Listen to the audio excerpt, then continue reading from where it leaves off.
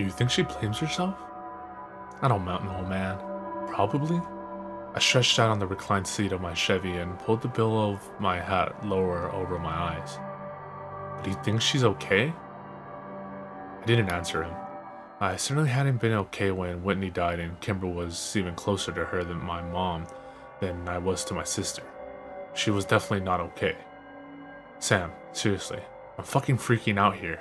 It's been 2 days. I pushed my hat up off my face and looked over at Kyle, who was admittedly a wreck. His eyes were bloodshot, his face sallow, and his red hair was greasy. Dude, her mom committed suicide. You know how Kimber was to her mom. She just needs some time, but she'll be okay. She hasn't answered any of my texts or calls. I've left her like 9 voicemails, man. I think I'm going crazy. You just have to give her space. Yeah, but she's my... He still couldn't say it around me. I'm supposed to be looking after her. I sat up and pulled the chair up right behind me. Look, Kyle, I know you want to help Kimber, and I want to help Kimber too. But she hasn't answered our calls, been to school, or come to the door when we stop by her house. She doesn't want to see us right now, and we have to be okay with that. Right now, Kimber knows what's best for Kimber. What about the suicide note? You think that had something to do with it? I sighed. We don't even know if there was a note. Kimber's dad was upset and messed up when he said that. It's possible I misheard him anyways. I asked my dad and he said there was no letter. Right, because your dad is such a beacon of truth. One look at Kyle told me he'd immediately regretted his words. I shrugged. I don't know what to believe anymore. The truth was that I knew what I heard. Ms. Destero had said something to the cops about a letter, but I couldn't tell Kyle that, not right now.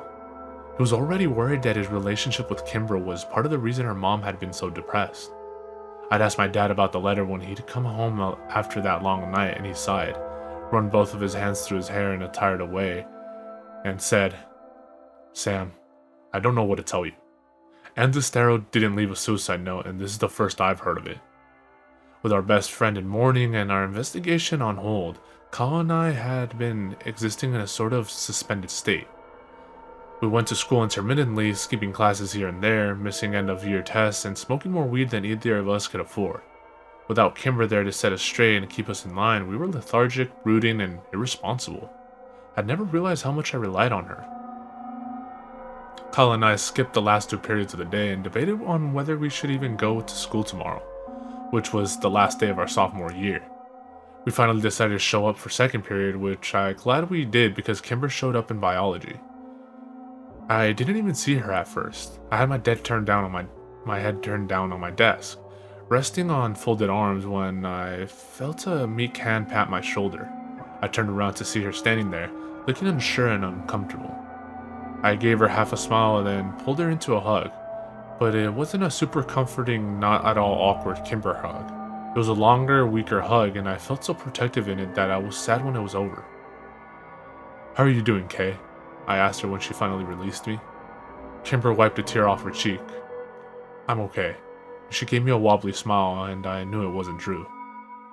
I wrapped her into another quick hug as Phoebe Dranger gave us a snotty look. Have you seen Kyle yet? No. I have next period with him. He's been worried about you. I know, she said, sliding her eyes to the floor. Things have been really hard for me at home. It's okay, I said. We're here for whatever you need.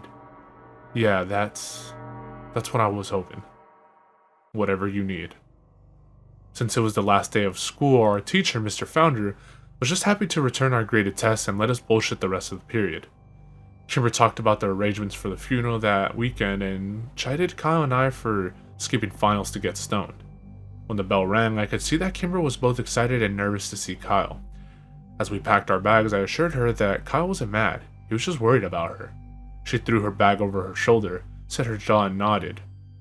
She was trying so hard to keep it together. As soon as Kyle saw her from down the hall, he slammed his locker shut and walked towards us with such intensity that I began to wonder if maybe he was mad. He pushed past a dozen people without so much as glancing at them and left a curious, if annoyed, crowd in his wake. When he finally reached us, Kyle threw his backpack against the wall and swooped Kimber up in a sort of way you'd see in old black and white movies. Everyone who'd watched all this unfold, including me, groaned in unison. Since most of the teachers weren't even bothering to take attendance that day, I went to calculus with Kimber and Kyle, where they had the same conversation Kimber and I had last period. Towards the end of the hour, the conversation faltered and became uneasy. Kyle and I exchanged a look over the top of Kimber's head, and I nodded at him. "Kimber," he said quietly. "Did your mom leave a letter?" "What?" Kimber asked in surprise. "I heard your dad talking about a letter on the day that... On Tuesday," I said. "Oh." As we waited for her to continue, the bell rang for lunch. Everyone filed out of the room, but the three of us stayed still sitting on our desks. "Kimber," I finally said. She sighed sadly and looked over at Kyle. "Yes." "What did it say?" he asked nervously. "I don't know. I haven't seen it. I asked my dad for it when we got home, and he said I'd misheard him and there was no letter. He said not to mention it to anyone else, or I'd just upset people." "Well then, we both misheard him," I said, "which seems unlikely. I've known my dad all my life, and I know when he's lying." People started to filter in for the next period, sliding sympathetic glances at Kimber. Since it was our lunch period, we gathered up our things and walked out to my car, as we always did. I sat in the back seat, letting Kimber and Kyle take the front. Kimber took a deep breath and continued. "I know my dad is lying, and I know he has the letter." "Are you sure?" Kyle asked. I could tell he was terrified that some of the blame rested on him. "Yeah, and I know it contains the name Prescott. I think I even know where it is." "Prescott?" Yet somehow I wasn't that surprised. He was the axis which everything that was bad orbited. "How do you know it says Prescott?" Kyle asked. "I heard my dad reading it once. I think he reads it a lot, actually. He was sort of sobbing and whispering the words and throwing things in his office. My dad, he hasn't been well." "Do you think she was having an affair with Jimmy Prescott?" I shook my head. "I'm guessing you need to think bigger than that, Kyle." "I agree," Kimber said to her, hands in her lap. "With everything we know about the Prescotts, I'm fairly sure this isn't about an affair. It's all connected somehow, don't you think? My dad was the love of my mom's life, but she only left a letter for me. I think that somehow I'm the one she wronged, not him, you know? I think she did something to me, or maybe she did it because of me." Kimber's voice broke over that last sentence, and Kyle pulled her over, kissed the top of her head, and whispered words to her that I couldn't hear. "So we need to get the letter," I said after giving them a minute. "Yes, I really need to read it." Kimber's voice was still wobbly. "How do we get it?" I asked. "If it's in the office, we just need to wait until her dad isn't home," Kyle said as he looked out of the window. "You don't think I thought about that?" Kimber sighed. He never leaves his office, not since we got home from the hospital. He sleeps in there. So we need to get him out." "No, we need to get me in. Tomorrow is my mom's funeral and half of Drisking will be there, including my dad, of course. I need to leave without him noticing and run home so I could go through his office." "Okay, that's easy," I said. "Without my dad noticing, and I need to be back by the end of the service." We both nodded but stayed silent because it looked like Kimber was weighing saying more. "My dad, he's been very cold and I think he blames me," Kimber finally said. "That's bullshit," Kyle spat. "Can you guys help me?" "Absolutely. Of course." We spent the rest of the lunch hour creating a plan far more strategic than the mission probably needed. Kyle and I would engage Mr. Destero in conversation, and then Kyle would get a text from Kimber telling him she was having a breakdown in the bathroom. Kyle would have to leave to go comfort her, and they would take my car to the Destero house. I would stay behind and keep an eye on Kimber's dad while they were gone. I went to work that afternoon for the first time since Monday. Mira seemed to be in a much better mood and let me go home early since it was a Friday. I didn't sleep well though, and I got up at 4 a.m. to go through my clothes looking for something dressy and black to wear to the funeral. My dad came in before he left for work and found his disheveled, panicked teenage son licking helplessly through piles of black clothing. He smiled pityingly and led me to his own closet. Since my dad and I had not only the same face but same build as well, finding something suitable to wear was easy. I thanked him and he asked me to apologize to Kimber for having to work through the service and that he sends his love. And Estero's funeral was at an Episcopalian church on the other side of town. I picked Kyle up at 9 and saw he was also wearing a suit of his dad's, though he didn't fit in it nearly as well, and he was constantly pulling at the sleeves and readjusting the waistline. Unfortunately for Kyle, he was much smaller than his dad. We parked as far away from the church as possible, where we hoped no one would notice a car leaving. When we went inside the church, we saw that Kimber wouldn't have to do much acting to convince people she was having a breakdown. We found her at the back of the room, tucked into a chair and a puddle of curly orange hair and tears. Kyle sat down next to her and pulled her into a hug. "Jesus, Kimber, what's wrong?" I kicked his foot and shot him a look that said, "Really?" Kyle bit his lip. Fuck. "There's no one here," Kimber whispered against his chest. "My mom grew up here. She had hundreds of friends in this town, and no one came." We looked around and I had to admit, the turnout was sparse. A few groups of 3 or 4 people standing together, Kimber's dad who sat in a chair opposite the room of his daughter, with his head in his hands, and some family I recognized from BBQs at Kimber's house. Ex-Sheriff Clary with his wife Grace was there, standing with a few of my dad's deputies and talking quietly in the corner. I could see why Kimber was upset. As we waited for the service to start, I realized I'd never been to a funeral before. I wish that we had one for my sister, but I knew we never could since Whitney was still legally alive. It made me sad to think that she would never be laid to rest. Only a few other funeral goers trickled in and the pastor began getting people seated for the service. I noticed the casket at the pulpit for the first time and was glad it was closed. Still, I had to wonder at the simple, unadored, almost ugly coffin that had been chosen for Kimber's mom. I knew that the Steros had money, quite a lot of it actually. It was an interesting, almost insulting choice. Poor Kimber. Kyle and I stood Kimber up and started over to the pews, but she abruptly stopped. "I'm ready," she said, and brushed her hair away from her wet face. "Ready for?" "To leave. I can't be in here anymore. It's a disgrace to my mother." Kimber raised her head a notch and set her jaw. I knew this look, and it meant there would be no reasoning with her. Kyle and I looked at each other. This wasn't the plan. It'd be a lot more obvious if Kimber was missing from the service, especially with the low turnout. "You guys go over and say what we rehearsed to my dad. Kyle, I'll text you in 30 seconds. Go." Kyle nodded and started over, and I knew we weren't arguing. Mr. DeStaro was finally standing, looking over at the front pew reserved for him and his daughter without hesitation. "Mr. DeStaro," I said as we approached. "I'm very sorry to hear about your wife. She was... Shit, I'd forgotten my lines. A great woman who raised a wonderful daughter," Kyle finished. "Yeah?" he spat. "Do great women commit suicide, leaving their wonderful daughters alone in the world? Ah, shit. Do great women jump off buildings and make spectacles of themselves and leave their families to deal with the publicity and the grief?" Kyle's phone chirped. Thank God. "Oh, that's Kimber," Kyle said a little too fast, before he had time to actually look at his phone. "Oh man, she isn't well. Says she's crying and feeling sick. I'm gonna go help her." "No," Mr. DeStaro yelled so suddenly that Kyle dropped his phone on the ground or made a loud clatter on the stone floors. "Not you. You don't help my daughter. You don't even talk to her. He can go," and he pointed at me. "Ah, okay." I stuttered. The plan had changed too much.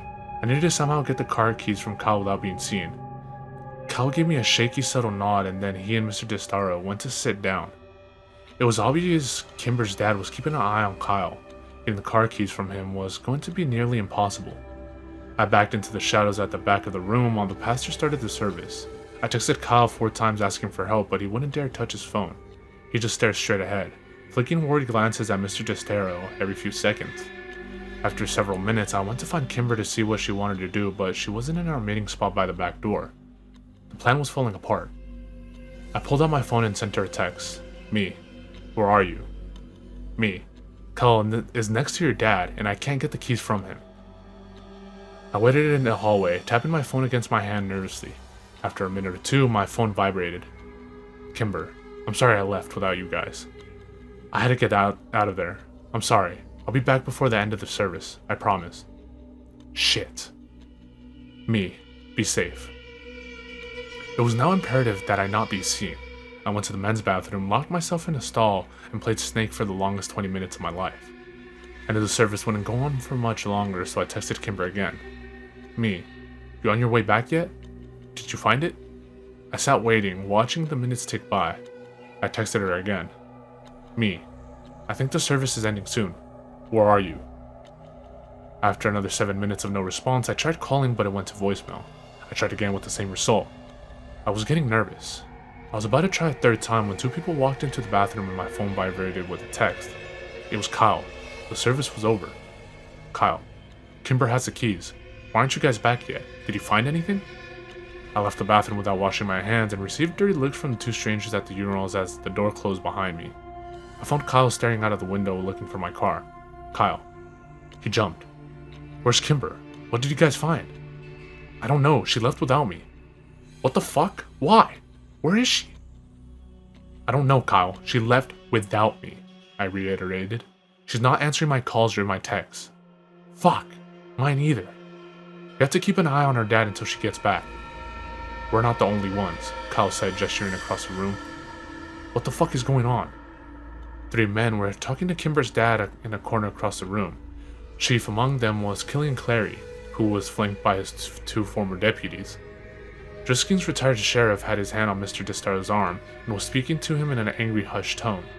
Kimber's dad was shaking his head and desperately objecting to something. The two deputies walked out the front door of the church, and Mr. Destaro sagged against Killian Clary, who sat him in a nearby chair. Something was happening. Call Kimber. Now, Kyle said. I tried again, and this time the call rang twice and was sent to voicemail. I ended the call and threw up my hands, looking desperately at Kyle. Again, he said, and took out his own phone. I got the same result, but felt a joy of relief when someone answers Kyle's call. But it wasn't Kimber. Phil, what part of your town are you in? I need a ride. It's an emergency. I waited. Yeah, man. I'm at Northridge Church. As fast as you can. I'm with Sam. I'll owe you. Kyle hung up and then immediately tried Kimber's phone. She's sending me to voicemail too. We both stood at the window anxiously waiting to see Phil's silver Mazda pulled up. Kyle chewed his lip and I tapped my phone. Come on, Saunders. We threw occasional looks back at Kimber's dad until Clary stood him up and ushered the now inconsolable man out of the church. Suddenly, Kyle's phone chirped and we both looked down to see Kimber's name flash up on the screen. Kyle's knees nearly buckled in relief and he sagged against the wall. Kimber, I found it. Kyle opened the text and furiously typed a reply. Kyle, they're coming for you, Kay. We both stared at the phone waiting for a response, and just as the sun blinded us as it reflected off of Phil's approaching silver sedan, we got one. Kimber, they're here. It was the last message we got from Kimber. When Phil dropped us at the Destaro house, we found the front door unlocked and no one home. My car was sitting in the driveway unlocked with the keys in the ignition. Kyle and I drove back to the church, but the funeral was over, and the few people that had attended it were already gone. We drove back to Kimber's house again, but it was just as we left it, and no one was home. Kyle had lost it by this time and was an absolute wreck. He called her so many times I was sure he'd killed her battery. His calls went straight to voicemail and his texts were unanswered. After half an hour of begging for Kyle, I finally called my dad. He answered immediately. Sammy, what's wrong? It's Kimber. She's gone, Dad. We looked everywhere, but her and her dad are missing. She left the funeral early and Killing Clary was talking to her dad, and then Samson and Greg left, and I think they went to her house and they got her dad. I think they're still working for Clary on the side or something, and I think they're doing something bad. Whoa, slow down. Come by the station and let's talk. I'll take a statement from you boys, and I'll send a couple of officers over to investigate the house right now. Just calm down, Sam. We'll handle this. I hung up and threw my car violently into reverse, jerking the wheel to the left as I hit the end of the driveway. Sam, how do we know? How do we know we can trust the cops? I'm not trusting the cops. I'm trusting my dad, I said, my words sounding hopeless, even to me. I turned into the sheriff's office and Kyle was out of the car as soon as I slowed down enough to park. By the time I got inside, my dad had Kyle by the shoulders and he was nodding solemnly at everything Kyle was telling him. When my dad saw me, he motioned for an officer to take us to his office. After a few minutes, he came in and sat down across the desk from us. Alright boys, I'm going to have Officer Ramirez come in a few minutes and take a statement from you both. I want you to know that at this point in time, it looks like the Testaros left town voluntarily. No way, Mr. Walker. Kimber would never. My dad held up his hands for silence. Let me rephrase. Jacob Testaro left town voluntarily. Kimber is a minor and has no legal rights here. If her dad says they're leaving, then they're leaving. But she's not answering her phone, and we went to that house, Dad. Nothing was packed. Maybe they're just getting away for a while. Maybe going to her relatives. I can't theorize as to why she wouldn't answer her phone, other than maybe she wants to be left alone for a while. Kyle was exasperated. But, look, I know it's hard for you to understand, but losing a family member takes a toll on a person. Sam, you know that. We don't know how people are going to grieve, and we don't have a right to. I think it's very likely that Kimber will be back by the fall for school. The fall? Sheriff Walker, that's 2 months away. You need to investigate now. Kyle, I know you're upset, and no one said we're not going to investigate thoroughly. Like you investigated Whitney's disappearance thoroughly? I spat, and I didn't regret the words. Sam! He snapped with more force than I ever heard him use. I am tired of listening to you insinuate that I didn't do everything I could to find Whitney. I love your sister more than you can imagine. She's my daughter, Sammy, and I will never give her up. And what about the deputies that left the funeral to go after her? Kyle interrupted. My dad raised an eyebrow at me. Samson and Grigg. I ground out through clenched teeth. He sighed. Boys, Samson and Grigg left the funeral because I sent them out on a call. I stood up violently, knocking over my chair in the process. Oh, come on, Dad. Alright, that's enough. The sheriff slammed his hand on the desk and stood up. I told you I would tell you what I know, and I have. I understand that your friend is important to you, and goddammit, the Testaros are friends of mine too. I promise you that I will use the full extent of my resources to track them down and put your minds at ease. But until then, all I can offer you is the assurance that there is no sign of foul play at this time. You boys need to get off this warpath and let us handle this. Now Ramirez is waiting in the hall to take your statements, and then both of you are going home. Understood? I said nothing and glared at my dad, seething with rage. Kyle stood up and walked out of the room with no emotion whatsoever. He walked past Ramirez and I followed him out to the car. We got in and I waited for Kyle to say something. I heard a loud sniffle and looked over at him to see his face slick with tears. It was the first time I had ever seen Kyle like that, but not the last. He's lying, he whispered. I just shook my head. I didn't know what to believe. Kyle turned his face away from me. I know he's lying. Something bad has happened and he's lying about it. What? What happened? I heard more sniffling as Kyle tried to collect himself. Dude, fucking talk to me. What do you think happened? Kimber's gone like all the others, so she's at the place where bad things happened. I punched the steering wheel. How the fuck had this happened? Not Kimber. Please, not Kimber. Was all of this because of me? Had her mother killed herself because of something I'd done? Something we'd found out? Was Kimber taken because of me? If I thought for 1 minute that was true, I knew I would crack into tiny pieces. No, not Kimber. No. Yes, Sam. Fucking think about it. Kyle yelled at me. It's the treehouse. It's all the same. Borrasca, the skin men, the triple tree, your sister, the mountain. It's all the fucking same. It's the Prescott Empire, and now Kimber has been fucking consumed by it. Where do we go? I could feel the warm tears of my own desperation and hopelessness sliding down my cheeks. What did we do? What do we fucking do? Kyle threw his hands up in frustrations. We have to go to Ambercart, right? It all starts and ends at the triple tree, Sam. Surely you got that figured out. We've been to the treehouse a million times, Kyle. There's nothing there. I don't know where the fuck else to go, Sam. I jumped as someone tapped on the window of the car and wiped the tears off my face. I rolled down the window as Officer Grigg leaned down and looked into the car. You boys move along home, alright? Yep, I said and turned the key into the ignition. Officer Grigg waved at us as we pulled out of the parking lot, but we didn't wave back. The treehouse, Kyle said. We drove in silence, both of us trying desperately to get a hold of ourselves. If we were going to be any of help to Kimber, we needed to be calm enough to think logically. I parked in the space next to the trailhead and saw several bikes tied to the post. As we made our way up the West Rim Prescott Ore Trail, we passed Parker and a couple of his friends coming down it. I nodded to him, but Kyle said nothing, just stared up the trail, reaching for the only place he knew to go. It was almost dark by the time we got to Ambercaw, and there was a little light left to search for whatever Kyle had hoped to find. It took half an hour in the darkness before I finally convinced Kyle that there was nothing there to help Kimber. And though we didn't speak of it, I knew that he and I were both painfully aware of all the sounds of the night. We were scared, terrified down to our very bones, and that we would hear the piercing, scraping, grinding, and metal screams of the monster at Borrasca that we'd become so accustomed to over the years. We both dreaded it, prayed it would not come, and we did not speak of it. I dropped Kyle at home and promised we would find Kimber tomorrow. I swore we would. He gave me nothing more than a shallow nod and disappeared inside his house. My dad was waiting for me in the kitchen when I got home a few minutes later.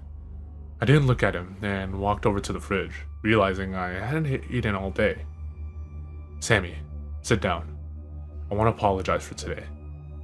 I took out some chicken and cheese and went to the pantry for bread. I know you're scared, and I know that a lot has been going on that you can't exactly relate to. He sighed. Anne had been depressed for a good while, Sam. Over 20 years. That'll weigh on a person. I ignored him and continued making my sandwich. I was dying inside, wondering if I could even trust the man I called my dad my entire life. She was suffering, Sam. And sometimes people who suffer that deeply don't know of any other way out.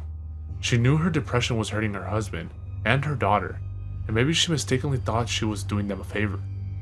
Mom's depressed, I said, without taking my eyes off from my task. He sighed.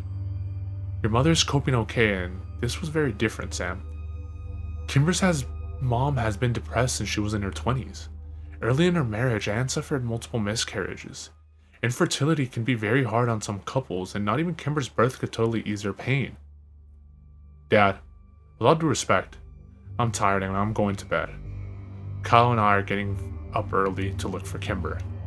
I threw the knife in the sink with a loud clang and turned to look at my dad for the first time. Please tell me you're still trying to find Kimber. The sheriff stood up from the kitchen table, looking as tired and disheveled as I felt. I promised Sammy, and I finally believed him. The next morning when I pulled up to Kyle's house, Parker came out to meet me. Hey Parker, I said when I rolled down the window and cool morning air wafted it in. Kyle's not here. He left around 5. Stole my dad's truck. He's pissed, so you better go. Thanks, man, I said, and then rolled up the window and took off down the street. I drove around all morning looking for Kyle and calling his cell, but he didn't pick up until around noon. Sorry, man, I couldn't sleep. Kyle sounded a bit more stable than yesterday. That's cool. Where you at? I don't know exactly. A rare spot where I'm getting service. You in the woods? Yeah. She's out here, Sam. Somewhere in these mountains. I can feel it. I know it. Alright, well, let me meet you. Okay. Just come down to the restroom trail and I'll meet you there. I was only 5 minutes away, so I arrived before Kyle had time to get down the mountain. Mr. Landy's red Dodge Ram was parked half-hastily in a no parking zone, and I figured it would probably be towed by the time we got back. I had doubted Kyle would have cared at this point. I crossed my arms and leaned against my car as I waited for him, staring up the dirty red trail in impatience. When Kyle finally showed half an hour later, he was covered in sweat and dirt and dejection. So? I said, pushing up off the car. No, nothing, man. Alright, well, let's keep searching. We hiked miles and miles of the mountain that day, but we didn't find any sign of human life. And for the next few days if the sun was out, so were we. Kyle was growing more and more desperate, crossing onto private property to look for logging equipment and mapping out the county's many mines to search for the abandoned buildings. But the mountain was big and the needle buried deep in the haystack, and as the day slipped away, so did Kyle's sanity. Every time I saw my dad, he would give me a sober look and promise that they were still looking. It seemed to me that even he was growing concerned. The Zestaro house remained as cold and empty as the space between the stars above it. On what was the 11th night of her Kimberless existence, I was awoken out of a troubled sleep by the piercing, wailing, screeching sound of death at Borrasca. I cried myself back to sleep to the torturous sound of Kyle's own agony next door. We had failed her. Kimber was dead.